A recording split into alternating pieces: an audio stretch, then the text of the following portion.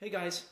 So this week I want to get into exactly what is my routine during the day when I'm trading, as well as an example of how exactly I applied this week. In the mornings, the first thing I do is I open up my Forx Source Terminal. I actually do it on mobile, which works pretty much exactly the same. I go into here the live analysis.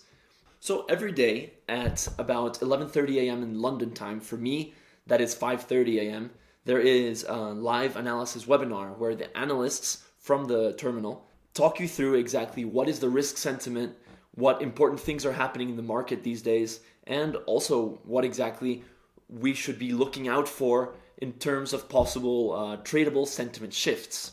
So my routine is as follows. First, I will have an alarm. I wake up at 5:30. Immediately, I tune in to the live sentiment analysis of the day. And then after watching that, I know kind of exactly what to look out for in the rest of the day. And now, depending on what kind of thing is moving the markets, I have to either schedule my day accordingly to the releases of events, or I actually, if it's more on, let's say, the geopolitical side of things, politics and things that aren't scheduled, I kind of have to stay tuned to the market pretty much most of the day, at least whenever I have an open position. The way I do that is I wear headphones and I have the Forx Source Terminal on somewhere in the background. I can work on other things, and whenever I hear something important come across the wires, I can either place a trade or close a trade depending on what the situation is. And of course, in the case of macroeconomic events, they are very clearly scheduled, so for me to do that is a lot easier. So when the thing that's moving the market is, for example, an NFP or some kind of employment report or other macroeconomic data, which are released in a very specific time. For example, on Friday, we had the NFP coming out of the US. So in the terminal, you will get a report showing exactly what the market's expectations kind of are. And based on this, I prepare a couple of trades saying, if it's a very good employment report, I'll pair it up against a weak currency. And if it's very weak, I'll pair it up against a very strong currency. And I'll have these two set up there based on my analysis. Like, for example, the NFP, it tells you exactly what the expectations are. So the consensus is of a print of 164. And if it comes below 125 or above 266, it's a clear deviation and a very easy trade to place right in that moment. Half an hour before the news actually comes out, I prepare all my trades. I kind of put myself into the context thanks to this analysis that is posted before these important events in the terminal. When the time comes along, I use the squawk in order to get the news pretty early, pretty much exactly when it does happen. But there are other cases that are things that are a little bit less data-driven and more political, which also can be a huge market mover. For example, tensions between US and China in the trade war. There's things that are released pretty much without schedule, but if you know that these things are heavily moving the markets, you can be tuned in just with some headphones, have it on in the background, and you can catch certain moves. For example, here on the 10th of January at 8:35 a.m., we see that the NEC Director Kudlow confirms that the US-China Phase 1 deal has been translated and authenticated.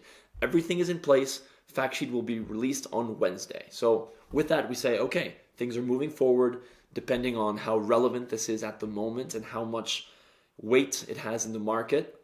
This could be a potential trade to take that you can find. You can get it as long as you're tuned in to the market via the squawk and via the terminal and via the context that you get from the live analysis webinar.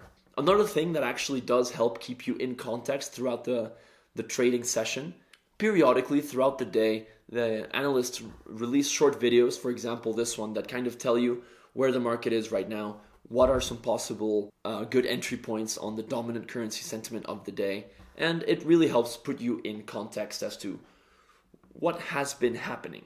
Now, I just want to give you a quick example of something that happened this week.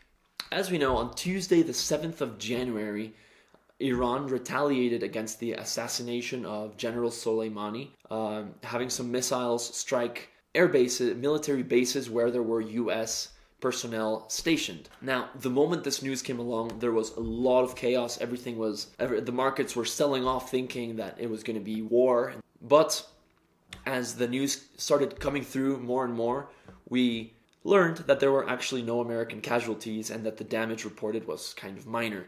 Now, as this started happening, the market stopped selling off completely and went more into a kind of wait and see mode because President Trump was going to release a statement on the following morning. Now, I was very aware of this statement while it was happening, as well as listening to the analyst on the Forx Source Terminal talking, making some comments exactly on what Donald Trump's tone was, what exactly he was referring to, what he was saying. Of course, in order to trade something like a speech like this, we need the context. The context, we got it from pretty much everything that was happening in the terminal, saying first there was a strike, then there were no casualties. So really, it was in Donald Trump's hands to say, does he want to retaliate or not?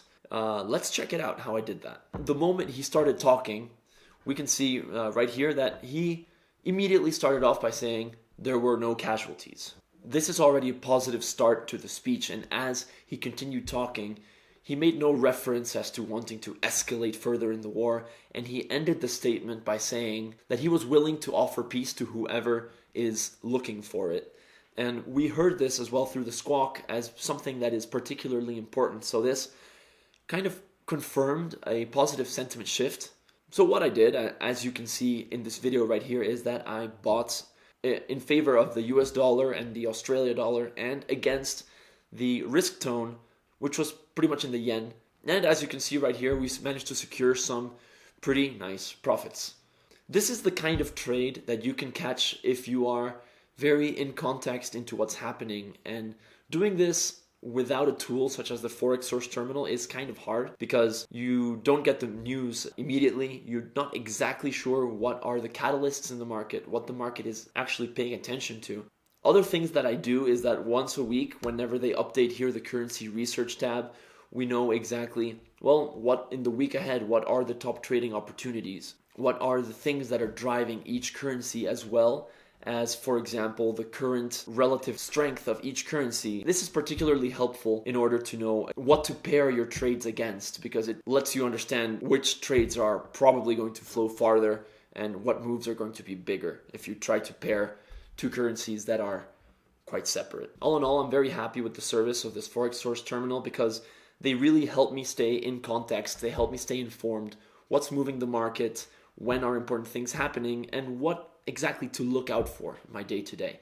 Do I need to be listening to the news 24 hours a day all the time? Not usually, but it depends, because this week, for example, with all the unfoldings of the possibility of war coming out, you really have to stay in context. But if it's just a standard whatever week, the things that move the market can be a lot more easy to just schedule into your day. That is my daily process. That is the way I use the terminal. Let me know if you have any questions in the comments down below, and I'll be glad to get back to them. So thank you and have a nice day. I'll see you next week.